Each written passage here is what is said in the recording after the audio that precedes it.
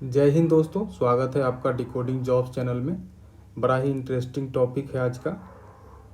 सामान्यतः देखा गया है कि बीपीएससी के जीएस पेपर 2 में अन्य पेपरों की तुलना में, खासकर जीएस पेपर 1 की तुलना में कम नंबर आता है। इसके कुछ कारण हैं, हम लोग उस पर चर्चा करेंगे और फिर देखेंगे इसको क्या सुधार किया जा सकता है इसमें कुछ। तो देखिए, सबसे पहला कारण है कि कम स्कोरिंग होता है ये जीएस पेपर 2, क्योंकि देखेंगे अगर दोनों को तुलना करके जीएस पेपर 1 में इसका एक सेक्शन 3 है। आप लोगों को पता है इसमें सांख्यिकी पूछा जाता है और सांख्यिकी 72 मार्क्स का होता है। अगर इसको आप सही अप्रोच कर लेते हैं, बना लेते हैं, तो 72 में 72 नंबर आपको मिल सकता है। ठीक है, अगर सही बना लेते हैं तो 72 में 72 ही मिल जाएगा। लेकिन जीएस पेपर 2 में ऐसा कोई पेपर नहीं होता है जिसमें फुल मार्क्स उठ सके। तो एक तो बड़ा कारण ये है कि इसमें कम नंबर उठने का कारण ये है। दूसरा कारण है प्रश्नों की संख्या जो है जीएस पेपर 2 में कम होती है। 12 प्रश्न होते हैं जिसमें से 8 के उत्तर करने होते हैं। ठीक है, वहीं जीएस पेपर 1 में 15 प्रश्न होते हैं और इसमें से 8 के उत्तर देने हैं। ठीक है, इसका सेक्शन ए जो कि जीएस पेपर 1 का सेक्शन फर्स्ट है जो कि हिस्ट्री है, इसमें 6 क्वेश्चन होता है और 3 का उत्तर देना पड़ता है। तो इसमें ऑप्शन बढ़ जाते हैं। अगर कोई क्वेश्चन नहीं भी आ रहा है तो उसके बदले कोई दूसरा क्वेश्चन आप लिख सकते हैं। लेकिन इसके फर्स्ट पेपर में 4 क्वेश्चन होते हैं जो कि पॉलिटी का होता है। ठीक है, इसमें से आपको 3 लिखना पड़ता है। तो यहाँ आपको 4 में से 3 लिखना है, यहाँ 6 में से 3 लिखना है। तो ये अंतर हो जाता है। यहाँ पर अगर कोई क्वेश्चन मान लेते हैं कि नहीं आ रहा है, आपको विविधता आपको लिखने के लिए मिल जाता है और यहाँ नहीं मिलता है। एक ये बात है प्रश्नों की संख्या वाली। तीसरा जो है, क्वेश्चन पेपर की प्रकृति, नेचर जो है वो जीएस पेपर 2 का जो है वो करंट बेस्ड होता है, करंट अफेयर पर बेस्ड होता है।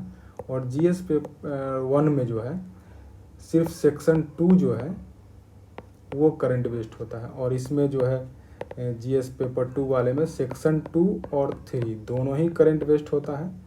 हालांकि एक आध क्वेश्चन ऐसे होते हैं जो रिपीट करते हैं। तो ये एक कारण है, जो क्वेश्चन पेपर का नेचर है उसके कारण ये अंतर आ जाता है।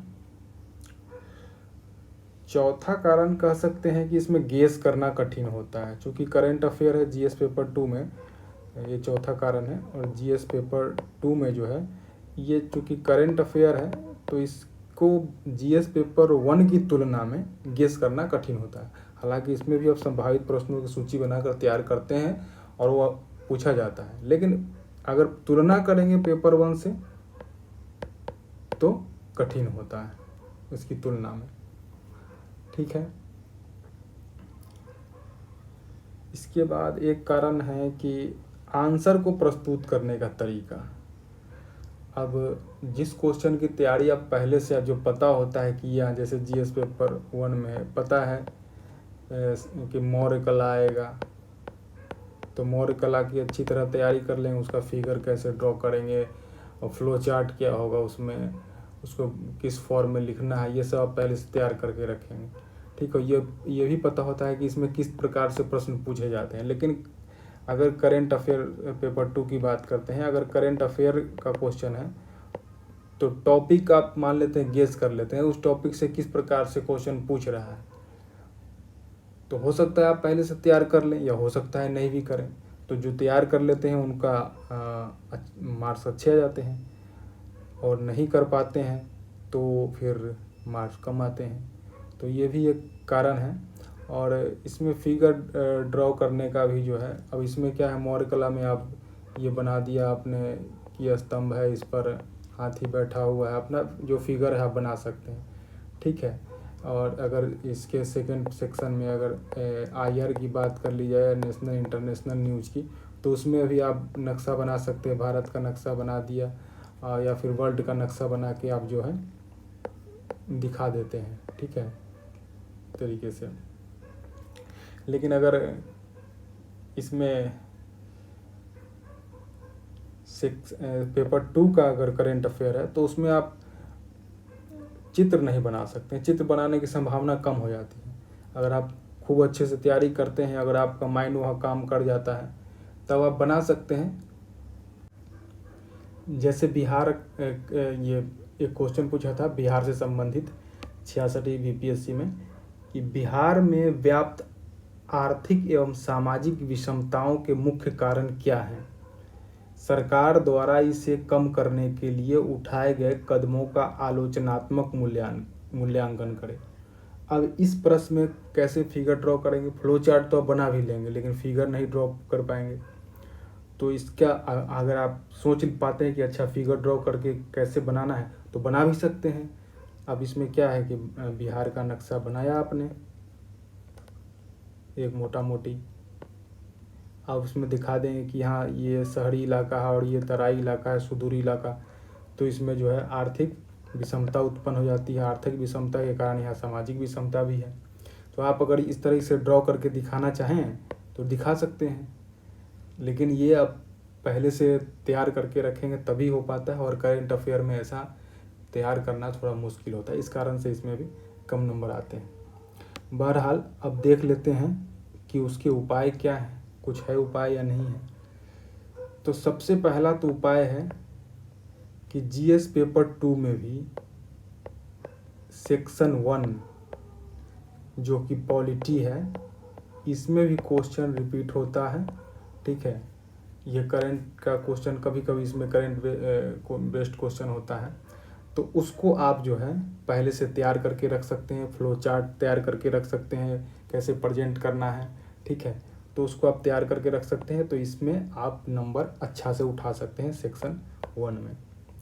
इसके बाद दूसरा है कि सेक्शन 3 का जो है उसमें भी कुछ क्वेश्चन टॉपिक जो है वो रिपीट करता है। जैसे एक दो टॉपिक में मुझे जहाँ तक ध्यान है कि एक जैसे बाढ़ और सूखा का जो क्वेश्चन है, बाढ़ और सूखा से संबंधित प्रश्न रिपीट करता है, तो आप क्वेश्चन बैंक को देखें कौन कौन सा क्वेश्चन रिपीट कर रहा है, उसको आप अच्छे से पहले से तैयार कर लें, ठीक है।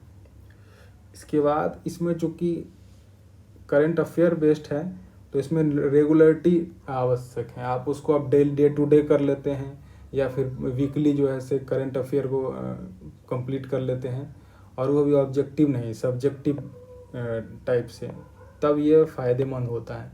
क्योंकि एक साथ इकट्ठे बैठ के करंट अफेयर पढ़ना थोड़ा रुचिकर नहीं होता है, इंटरेस्टेड नहीं होता है। तो उसको आप डे टू डे या वीकली कर लेते हैं तो इसमें ये इंटरेस्टिंगली आपको इसको कर सकते हैं।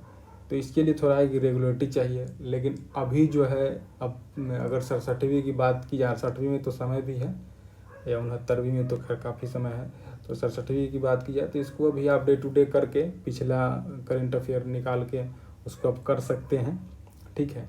इसमें आप कोई मैगजीन ले लीजिए, विजन IAS का ले लीजिए, दृष्टि का ले लीजिए, PD कर लीजिए, या न्यूज़पेपर तो 67 के लिए अभी काफ़ी मुश्किल होगा, लेकिन अगर आप न्यूज़पेपर से खुद से कर लेते हैं तो काफ़ी अच्छा, लेकिन इसमें समय लगता है, ठीक है। तो इसमें आप क्या है कि रेगुलर बेस आपको पढ़ना पड़ेगा। अभी क्या कीजिए कि मैगजीन सबको ले लीजिए जो अच्छा है टॉपिक वाइज, अगर जिस किसी मैगजीन में कोई टॉपिक अच्छा है तो उसको उससे कवर कर लीजिए, या फिर 2-3 मैगजीन मिला के उसको कर लीजिए, ठीक है। उसके बाद है कि अगर टॉपिक वाइज अगर देखना चाहे तो ओनली IAS का देख सकते हैं, पूरा नहीं देखना है। जैसे मान लेते हैं कि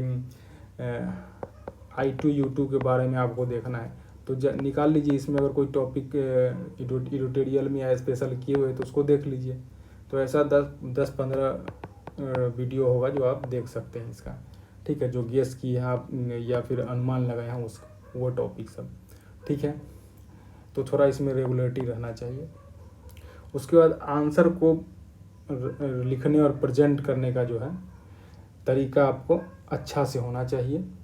इसका है आंसर राइटिंग में क्या है कि पढ़िए, फिर लिखिए, फिर पढ़िए, फिर लिखिए, मतलब पढ़ते लिखते रहिए बार बार उसको, तो अच्छा हो जाता है। और आप पढ़े हैं, आपको कितना अच्छा से उसको याद हुआ है, या फिर कितना अच्छा से उसको आप प्रेजेंट कर पाते हैं, उसका सबसे अच्छा ये जानने का तरीका है कि आप उसको लिख लीजिए। अगर आप अच्छे से लिख ले रहे हैं तो आपको याद भी है और अच्छे से प्रेजेंट कर लेते हैं, तो आप उसको चेक कीजिए, अच्छे से प्रेजेंट कर लिए तो और अच्छी बात है।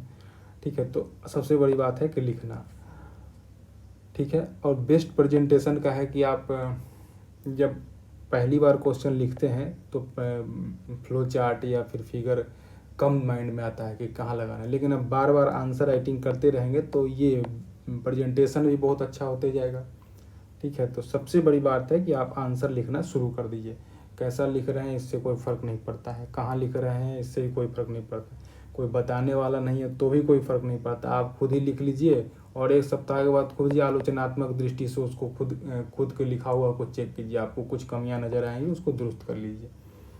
ठीक है, तो ये एक आंसर राइटिंग वाला काम आपको करना होगा। तो यही सब है, आप इनको अगर अच्छे से कर लेते हैं तो पेपर सेकंड में भी अच्छा मार्क्स आ सकता है। और कुछ करंट अफेयर का टॉपिक है, अगर ये CDPO वगैरह या ऑडिट ऑफिसर का एग्ज़ाम हो जाता है उसके बाद हम लोग भी कोशिश करेंगे कि कुछ टॉपिक जो है अनुमान लगाकर गेस करके आपको बताएं। ठीक है, तब तक लगे रहिए अपनी तैयारी में काफ़ी तन मन धन से। Thanks for watching.